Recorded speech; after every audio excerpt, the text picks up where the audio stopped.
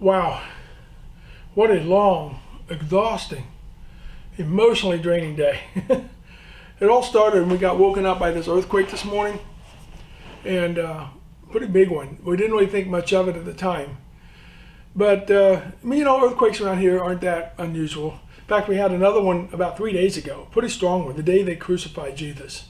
And man, that was strong. It tore the temple on the Holy of Holies that everyone could see inside of it. And it also, from what I heard, split open some of the rocks at the tomb coverings. In fact, Matt said that he had heard that some of the people we had known that just died recently were out walking around town. Guess it wouldn't be the first time that we've seen dead people walking, but so that was kind of interesting. But I just thought the quake would have been like an aftershock or something. I didn't think much of it. But even if the quake hadn't woken us up, the women knocking at our door later surely would have. Good grief! Mary of Magdala, Salome, Joanna, the other Mary, a few other women, they were knocking on the door so hard that I could have swore they were going to break it down. So we opened the door and they're just like all excited. They're just talking a mile a minute, just talking over each other. We're like, oh, calm down, what's going on? And they start telling us that they had gone out to the tomb of Joseph of Arimathea. Joe and one of these Pharisee friends of ours, one of the few that we have, named Nick, they were kind enough to have taken Jesus' body and wrapped it and put it in Joe's tomb that he had actually bought for himself. But the women were going out there because the ointments that Nick had put on a couple of days before were, they're kind of wearing off. And so they were going to put some more ointments on there. But they said when they got there that the stone was gone or had been moved. There were no soldiers. So they just went ahead. They went on in and there was nothing. There was no body or nothing. And all of a sudden, two angels were disappeared sitting on the slab where Jesus had been laid. And then they got up and they said, why are you looking for the living among the dead? He's risen, like he said. Go and tell everyone. Tell all of his disciples. At this point, I'm just freaking out. And I just take off running. Heading toward the tomb, running as fast as I can. And a few minutes later, I hear somebody behind me. And there's John. And of course, he passes me up, show off. He might be the faster runner, but I'm always going to be the better fisherman. Not that we're competitive or anything. Man, maybe a little, but it is what it is. I'll tell you about that in a minute. So I get to the tomb, right? And there's John. He's leaning up against it, but he's too afraid to go in. I'm a little more impetuous, so I just go right on in. And sure enough, it was just like the ladies had said. There were no angels in there, but there was no body. And the only thing we saw was the linen that had been wrapped around his body, and the cloth that had been wrapped around his face was actually neatly folded up and set off to the side. That was kind of unusual. But anyway, so we're just sitting there for a minute, and finally we walk out of the tomb, and there's Mary of Magdala. She had apparently run and caught up with us. She goes, all right, so do you believe me now? Well, what do you make of all this? Where is he? I didn't know. This was just too much for me. And John, all of a sudden, he starts laughing and goes, it's true, he's alive. I'm like, whoa, hold on, track star. We don't know that yet. All we know is that there's nobody here and there's no soldiers here. For all we know, they could have moved the body just to mess with us. Well, of course, that kind of made Mary a little upset. She starts crying. Now she thinks they moved the body. It was just too much. So she said she was going to stay there. John and I headed on back to our hideout. And we get there, we tell everybody what we had seen and what we hadn't seen and all that. And finally we decided, let's just all go home. We just kind of need time to process all this. So we decided we're going to go our separate ways and go home. And before we did, one of the women who was still there at the house pulled me aside. She said, hey, Pete, she says, I forgot to tell you, you ran out so fast, I actually didn't get a chance to tell you. She said, but when the angels there this morning told us to come back and tell all you guys, they actually named you personally. They said, make sure Peter knows. I don't know what that's about, but I just thought maybe I'd better tell you. I knew exactly what that was about. Let me go back a few days to kind of tell you this part of the story. Back on Thursday, Jesus had told us that he wanted a couple of us to go into town and find this guy who had a house and had a room upstairs that we could have our Passover feast at. Now, I don't know if this was prearranged or what, but either way, we get there. sure enough, it's just like everything he said. So we go up in the upper room, we start preparing it. A little bit later, everybody else shows up.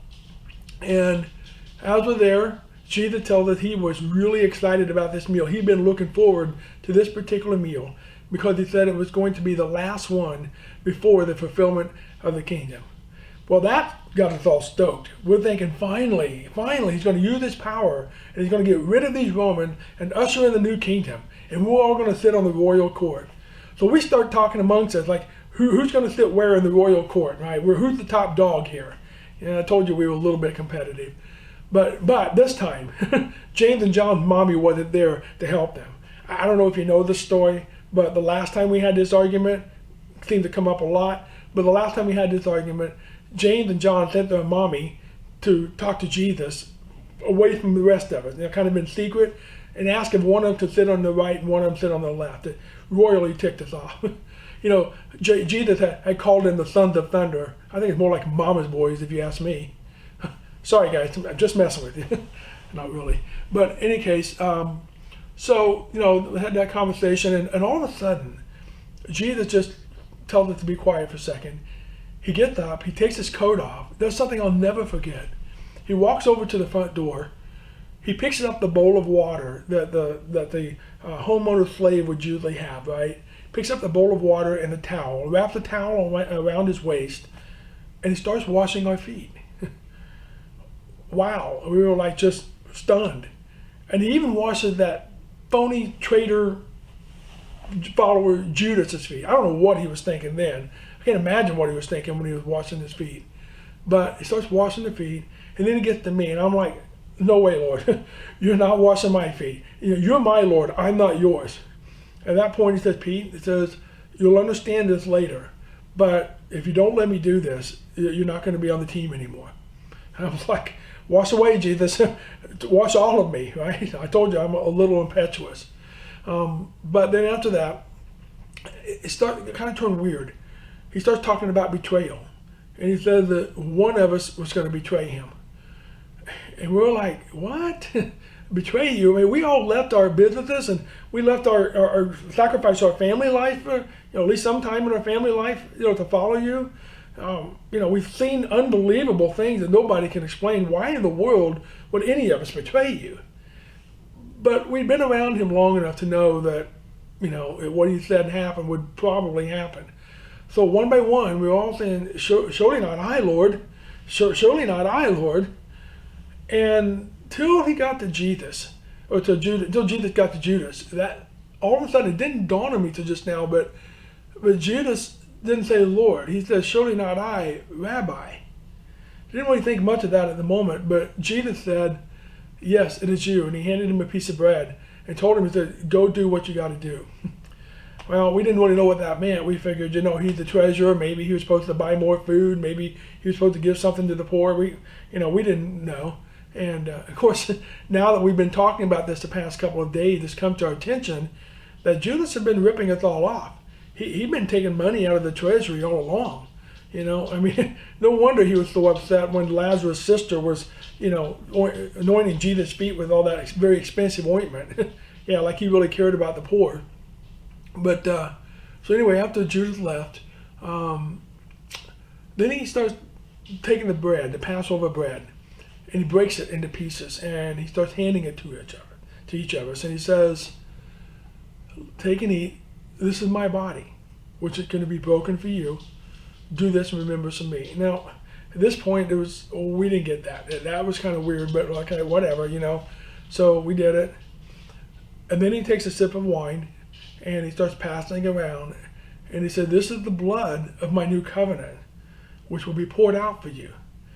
Man, oh man, was it ever poured out. After that, he starts talking about some other things. He answered some questions from Tom and Phil, and then he prayed this long prayer. Then we leave and we go to one of our normal hangouts at the garden in Gethsemane. And he tells us, he said, "Hey, I just want some time to myself. You guys just hang out here for a while." So everybody sits down, and then he grabbed James and John and I, and he said, "Hey, just come over with me and kind of just stay nearby in case I need you." So, okay. And then he tells us before he leaves, the three of us, he said, pray. Pray that you don't fall into temptation. I don't know if you've ever tried to pray when you're like exhausted and it's dark outside and there's a nice comfortable rock to sleep on. You get the drift, right? And so of course we fall asleep more than once. The last time he came to us, though, his face was just dripped with sweat. I mean, it was nighttime, but I could have swore I saw some blood. But nevertheless, at that point, all of a sudden, we hear this noise, like an army coming. And sure enough, it was some Roman soldiers. And guess who's leading the pack? That traitor Judas.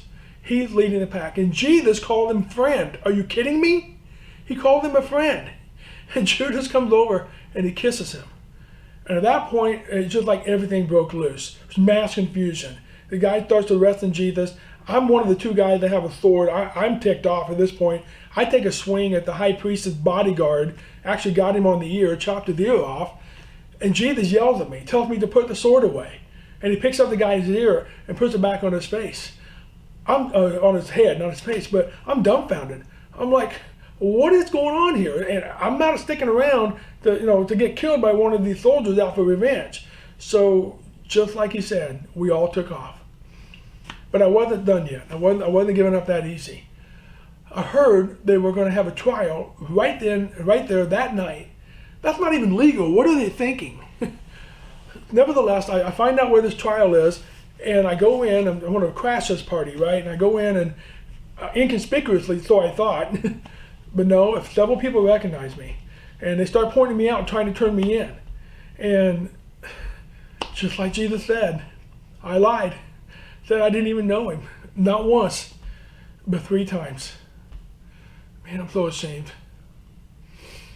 Anyway, that's why I think that the angel told the women to make sure that I knew. Because you see, our friend Judas, ex-friend Judas, after he did what he did, I guess he felt so guilty and ashamed, he went out and hung himself, committed suicide. And I think the angel didn't want me to be consumed by my guilt in the same way. So after the women tell me this, and we decided to all go back to our homes, I'm home for a little while. Next thing I know, I hear a knock at the door again. And it's one of the women, and they have more news.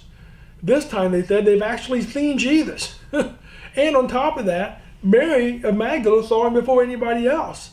I mean, Jesus showing himself to women, not once but twice before he showed himself to us? What's that about? I still had a problem believing it until she said something that kind of clicked for me. She said that Jesus told them to tell us to meet him in Galilee.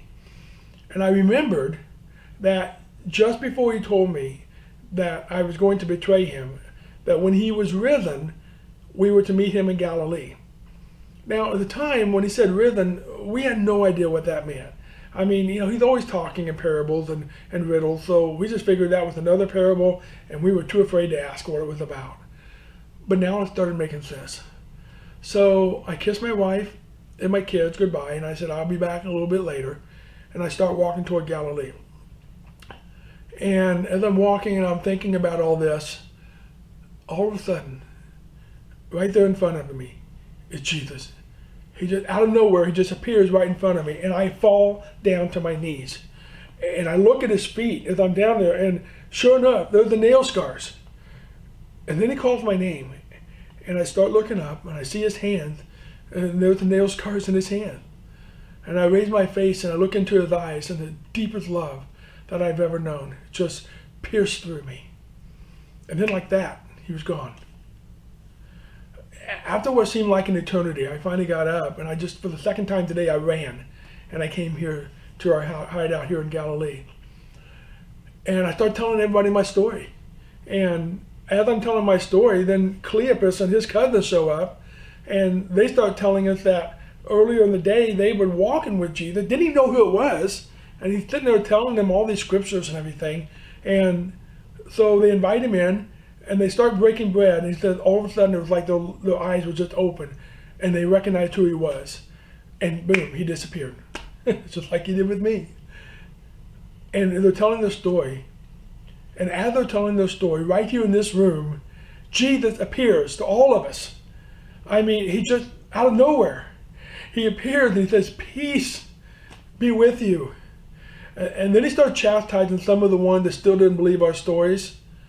And he starts showing them the nail scars on his hands and on his feet. And then he asked for a piece of fish. Yeah, he ate a piece of broiled fish. Hey, Tom, ghosts don't eat fish. Listen, Pete, I'm not calling you or anyone else a liar. I'm sure you saw something. I don't know what you saw. Maybe it was a ghost. Maybe it was a hallucination. All I know is that for me, I'll only believe it when I see him for myself and I touch the nail prints and scars. So until then, stop trying to convince me. Fair enough, Tom. Fair enough. Gotta say, I don't blame him. I mean, had I not seen Jesus for myself, I'm not really sure if I would have believed. But right now we have another problem, and that is that rumors getting around that the soldiers are telling everybody that we stole his body. Yeah, a bunch of fishermen like us are going to go overpower a bunch of Roman soldiers who are experts with swords. I told you what happened the last time I had a sword. That didn't work out too well. So that's kind of where this day has ended. So I don't know what's going to happen next, but if we see him again, if we hear anything else, I'll let you know. But for now, take my word, he's alive.